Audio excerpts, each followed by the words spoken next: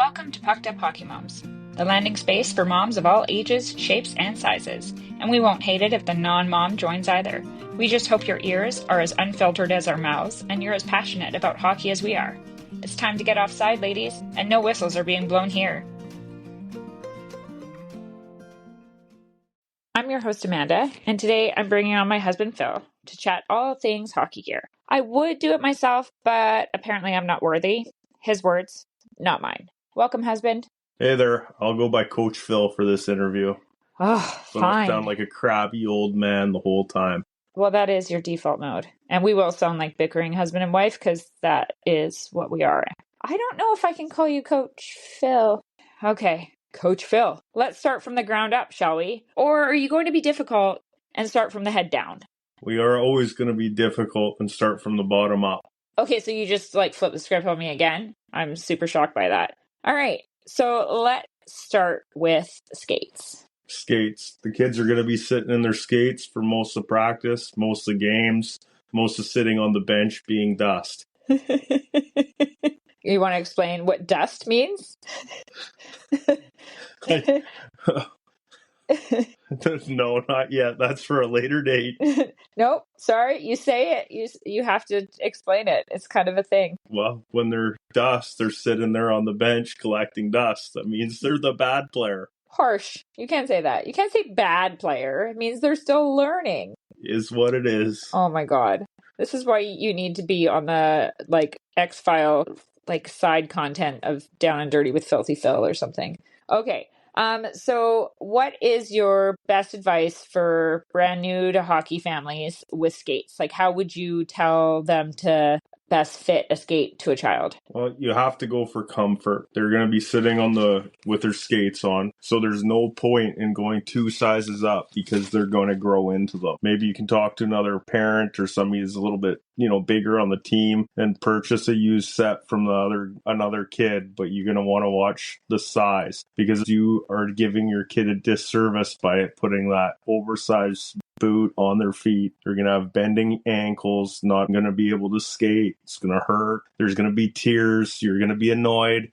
And you're going to wonder, how am I going to get through this season? That is definitely true. And as much as you want them continuing, if you're fighting the whole time, it is not going to be as enjoyable. So trying to lessen the battle of your children with you and your grumpy parents or the grumpy parents or making them grumpy parents. I mean, maybe this is why you're so grumpy, is battling with them for so long as children. But I know when we tested our kids, we took out the insoles to put their feet on it because they kept saying, it's fine. It's fine. It fits fine. And then we saw our kids curled toes in there one time and realized they were like an inch past the insole. So instead of fighting, you got to look at the feet. You got to chest them out. They do grow. A little bit ahead of the game, maybe half a size big, but 2 sizes, we've seen it. It's not good. The mom on the other side bought 6 pairs of skates. All shit. But it was saving money. Was that me? Yes, that was you. Oh, I do remember that. But they were all used. And we got rid of all of them. For free. Okay, but they were all really cheap. I still paid for them. Okay, but we still paid for them. Don't be like that.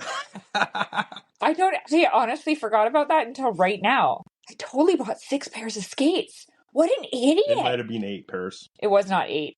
There were 6. I thought I was being so smart because one of the stores was going out of style or a service or whatever it was. It was going out of business. And so I was like, I'm going to get all these skates. And that's why I'm not allowed to buy gear anymore. That makes so much more sense. One of the reasons. Well, many of them. But you're not allowed to tell me I'm not allowed to do anything, or I usually do it. But on this one, I actually listened to this one.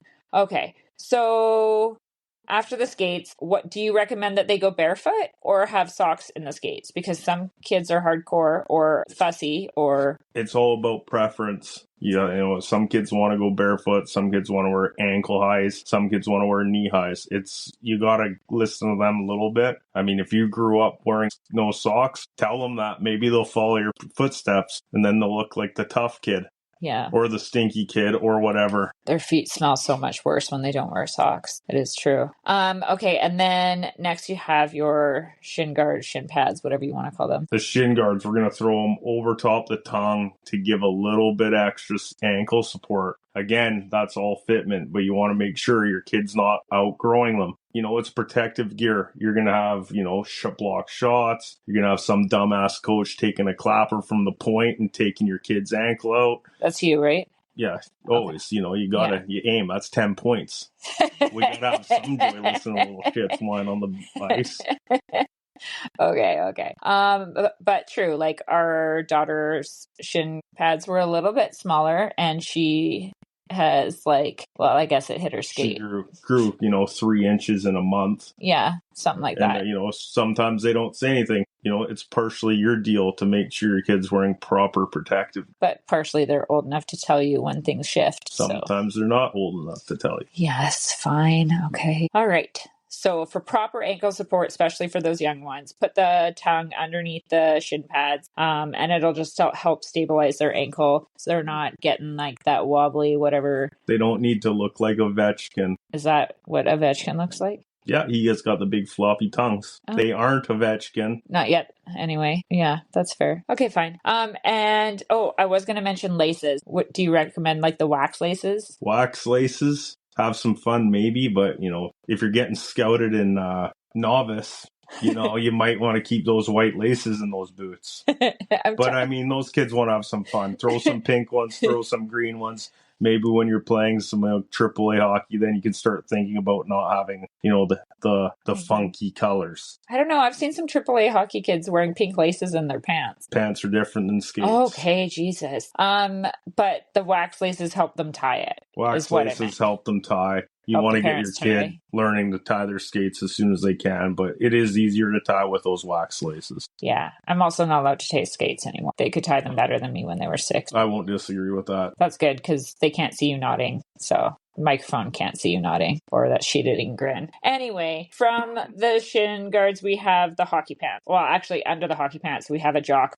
or a Jill. Which is mandatory. They're not optional. Not optional. Don't let your kid tell you that they don't like it. It feels weird. It doesn't look cool. It's the wrong shape. Yeah, suck it up, princess. You're wearing a frickin' jock or a Jill. There's spillage. Yeah, who cares about the spillage, buds? Just tuck them boys back in and put it on. Whether you're going to have the old football cup or you're going to wear them in shorts, you need to wear that protective gear. The protective gear is mandatory. The jock is number 1. Or Jill, or Jill. Girls need to protect the box too. You gotta cover that stuff. We don't have spillage. It's not the same. The hockey pants. I always support buying the higher quality gear for protective stuff. There's going to be spinal protection in a more expensive pair of pants, but also you're going to look at comfort for the kid, what level they're playing in, if they're long enough. When they make sure they're long enough, covering the cap, the shin guard. Yeah. You just want to make sure they're wearing their gear correctly. If you have any questions, there's lots of stuff online you can compare. You can look at fitment guides, but as they grow, I know it's hard, but you got to make sure the protective gear is the right size. Yeah, that's the only hard part about the pants and stuff with the used stuff is sometimes they just don't have the right protection. And when they fall on their bums, you want to make sure that they're not complaining as much, because I know that's the biggest complaint we got from Delaney this weekend is her butt hurt from getting smashed and thrown around. So she has really good pants and she has padded shorts. She just got tossed around a lot. Yeah, there's additional things you can wear underneath if you're worried about a little bit extra padding for bruising. But for, spinal protection and that sort of thing, you want to be looking for that gear that, has that stuff that you need. Okay, then we're going to move on to shoulder pads. Again, you're going to look, depending on what level of hockey. When they're younger, they don't need all that protection. They're not taking a big hard ripper from the point. You can go spend the $250, $300 on the shoulder pads. But they don't need them but when they they're don't 6. need them when they're 6 years old. They look cool. They have a lot more protection. They make them look like they're giants. But again, it's you don't You can kind of, there's certain things you can skimp out a little bit if you're starting out new. Yeah. You don't have to go with the top of the line. Mainly fitment, make sure there's proper coverage, make sure the Velcro's working. If you're using used, maybe somebody you know close might hand you some gear. Just make sure it's all working as it should. Yeah. And if you have questions, there's always going to be somebody that's at the rink that can give you a little heads up. Talk to the coach, ask the question. They're always happy to help. Look for a veteran dad that's around that has a couple kids that's been doing it for a while, because they usually have the tips. Or veteran mom. Or veteran mom, just not this one, because I'm not allowed to talk about gear. I mean, you did help me make the gear guide, so there's nothing wrong with my hockey checklist because you helped me make it. I just typed it so it was legible. From there, we go to elbow pads. Elbow pads, you got to use a fitment guide. Is fitment even a word? Of course, fitment's a word. Fitment's not a fucking word. It is for me. I can use whatever word I want. You're asking me questions. I don't think fitment's a word. Like the fit guide. The measurement guide? You can use the fit. It's a fitment guide. I like the sizing guide. The sizing guide. I'm gonna have to look at fitment when we're done. Bauer, CCM, they all have fit guides that are available. And our son, when he was younger, he was a tall, lanky, but still a little skinnier than the average guy. Yeah. So sometimes, we had to get a little bit extra Velcro put on just so it would clamp down a little bit, because he still needed the length in the forearm or the up past the elbow to the shoulder. Yeah. So we needed to make sure the tricep to cover the little tiny tricep. The baby tricep and the long boy. So we needed to add a little Velcro so we could get that clamped on so it held in place. Yeah, because, taking a puck there, it flipping hurts. Like, you got to make sure you're covering them up and they're protected, because, it's a rough sport and it doesn't get full contact or anything until they're 13, 14, 15. But when they're little or any age, a loose puck hurts. Adding that protection makes it easier on you at 6 o'clock in the morning when you're trying to drink that cold drink coffee. When they're crying. Snot's running down their face, tears and all that. And you just want to... they're the ones that wanted to play. You don't want to be there. I do. But I'm usually in bed because I make you go because you're the coach. So there's a win. That is the beauty of hockey when your spouse coaches. You get to sleep in.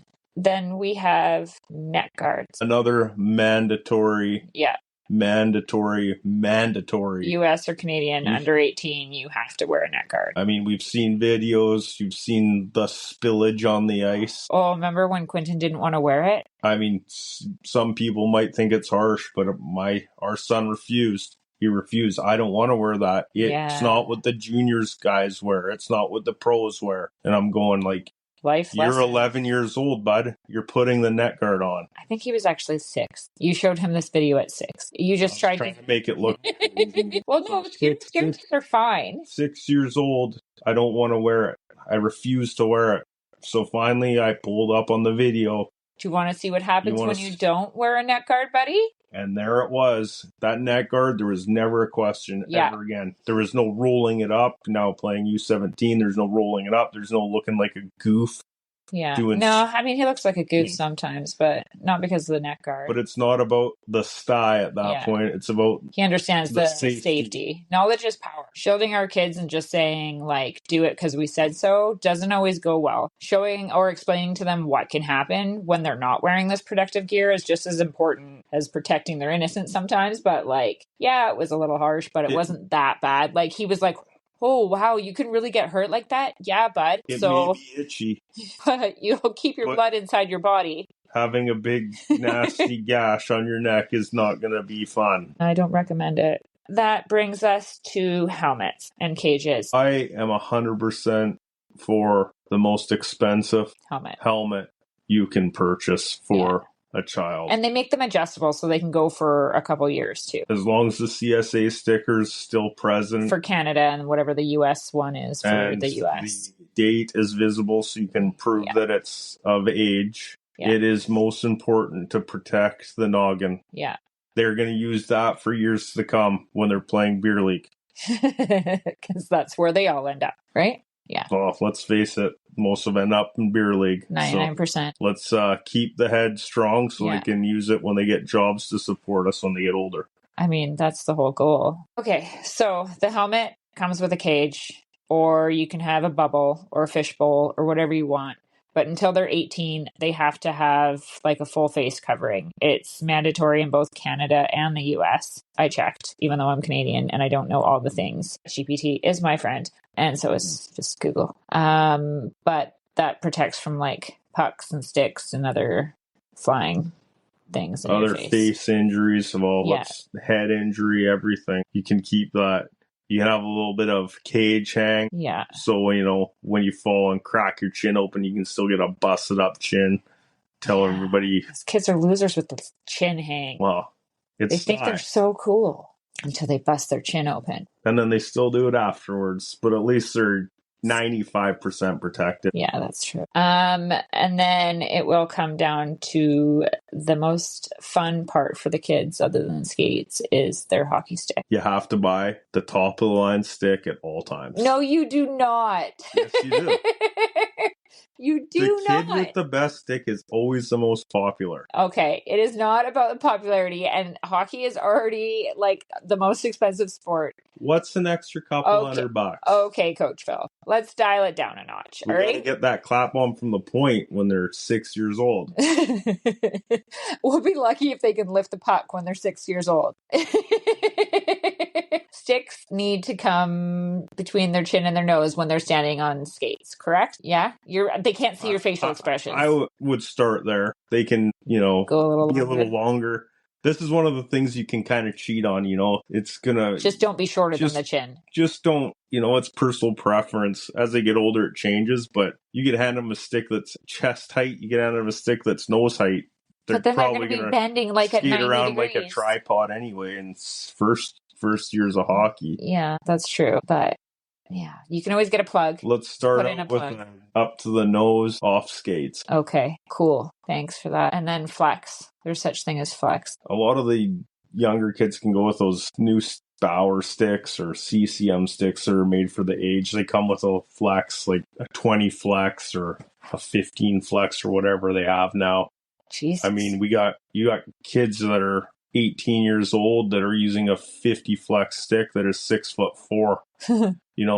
Then you see kids playing in U13 that are using an 87 flex stick that's cut down. You're doing them a disservice, but Can you explain what flex means? Because not everybody understands. You're just saying numbers. These are just like words. Flex the stick is what makes it to give it the least amount of work to whip it and bend it against the ice to help propel the puck. Yeah. So the lower the flex point, the whippier it is. So a 40-pound kid would probably be ideal using like a 15 or 20 flex stick, half their weight. And you can Google these numbers too, right? There's plenty of formulas, and you can Google, and Bauer has recommendations. But a lot of the times your kid's going to walk in and be like, I want that proto white one because Billy John has it as well. And he has a 75 flex stick, but he also weighs 200 pounds, and your 50. Kid might weigh 50 pounds. So yeah, starting out with half their weight is probably a good start for the flex point. Yeah, that's a good tip. And for the really little ones who are having trouble spreading their hands, you can do a little cheat one and put stick tape where they need to hold their hands if you're not remembering. And I'm saying this only from someone whose kids used to hold it like a golf club. Yeah, or you can tape their hands on their stick. That's frowned upon now. I think they call that child abuse or something. It's funny though. It is funny though. Yeah, we're going to get canceled for sure. Already been there. Yeah. I've been trying for 11 years to get kicked out of a rink and it hasn't happened yet. But one day it will. And I'll feel vindicated for all my attempts.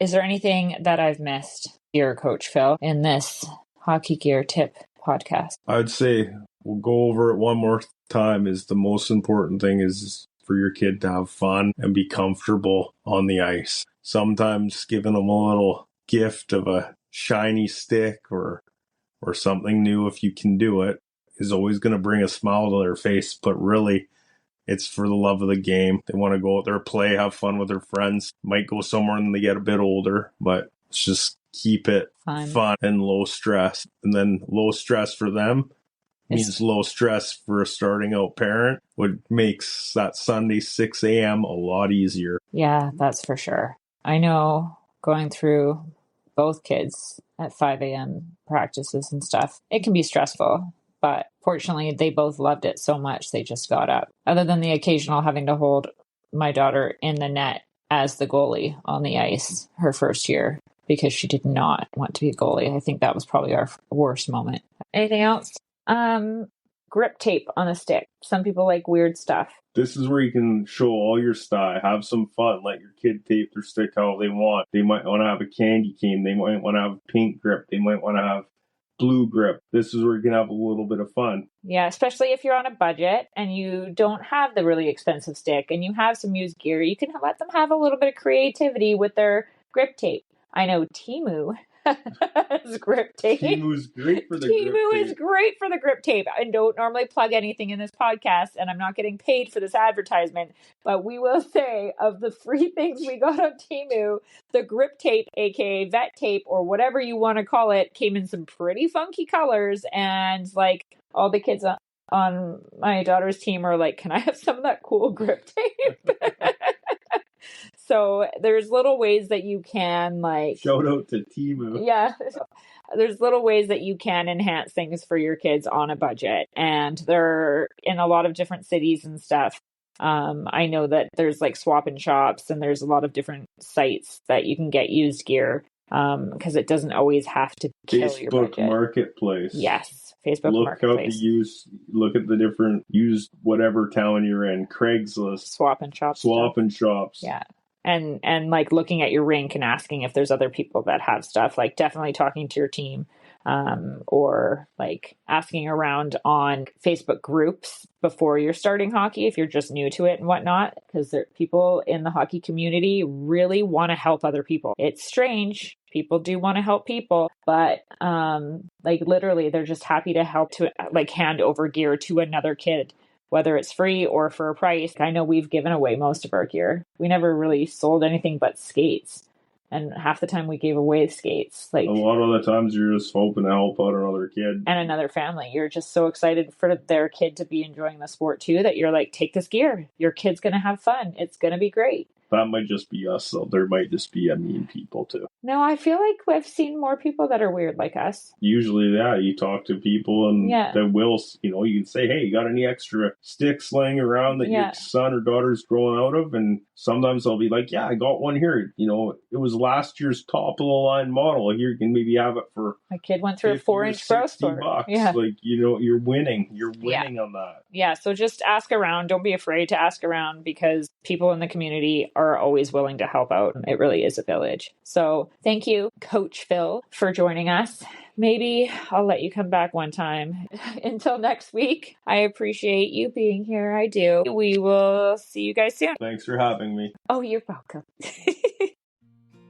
Thanks for tuning in today, and we appreciate you listening. Catch us next week for another mix of hockey tales, tricks, and/or tips.